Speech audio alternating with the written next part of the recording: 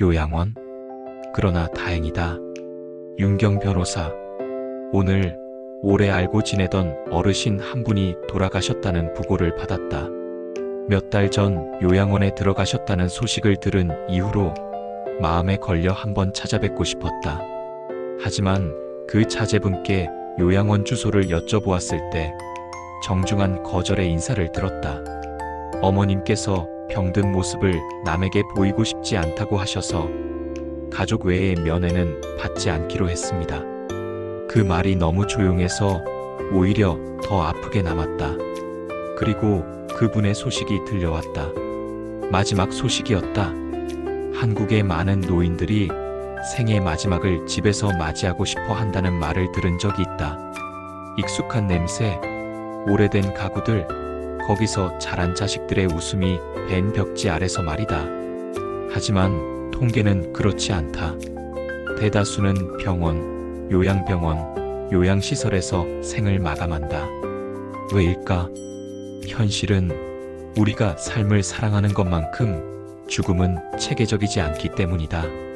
그리고 고요히, 은근히 한 사람을 요양원의 문 안으로 들여보낸다. 이곳은 단순한 쉼의 공간이 아니다.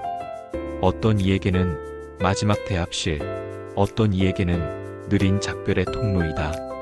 그런 말년의 풍경을 상상해보자.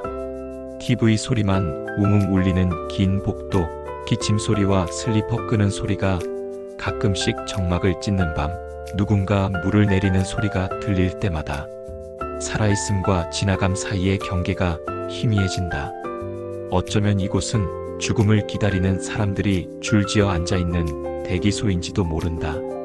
나가고 싶다고 말해도 출구는 영안실로 통하는 문 하나뿐. 이 일방통행 노선에는 역주행이 허용되지 않는다. 복효근 시인의 시 입춘 무렵이 떠오른다. 딸내미, 사위들 몰려와서 가재도구 차에 나누어 싣고 앞집 할머니 콜택시 불러 요양병원으로 떠난다. 노모의 등을 떠미는 듯한, 하지만 결국 울음을 삼킨 딸의 눈시울. 그 장면이 이 봄바람처럼 스치고 지나간다. 살던 집을 돌아보는 구부러진 그림자 하나. 그림자를 받아주는 건 담벼락밖에 없다. 거기가 요양하는 곳이라면 얼마나 좋으랴만. 당신도 나도 우리도 다 안다. 대합실 같은 곳, 대기소 같은 곳이라는 것을. 시인의 말처럼 요양이란 말의 본래 뜻 심신을 돌보고 회복한다는 의미는 이곳에 없다.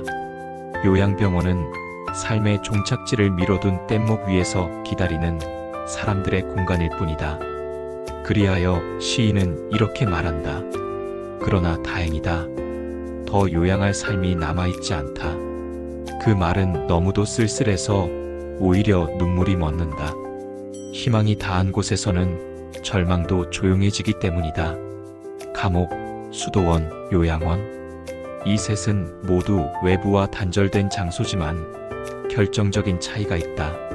감옥은 언젠가 나갈 수 있다는 희망이 있고, 수도원은 내면의 평화를 찾아 스스로 들어가는 곳이지만 요양원은 어느 쪽도 아니다.